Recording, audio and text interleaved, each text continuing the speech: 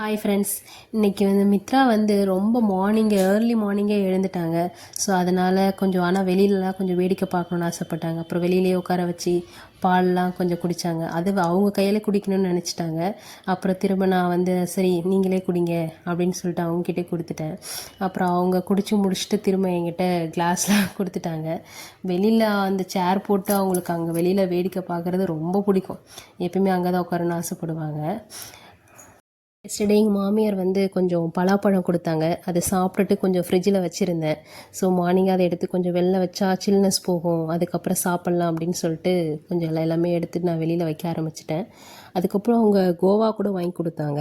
ஆனால் எனக்கு ரொம்ப ஹெவி கோல்டு அப்படின்றதால என்னால் அதை சாப்பிட முடியல. ஸோ மார்னிங்கே இப்போ என்ன பண்ணலான்னு யோசிச்சுட்டு அப்புறம் இஞ்சி டீ போடலாம் அப்படின்னு சொல்லிட்டு இஞ்சி டீ போட ஆரம்பிச்சிட்டேன் நான்.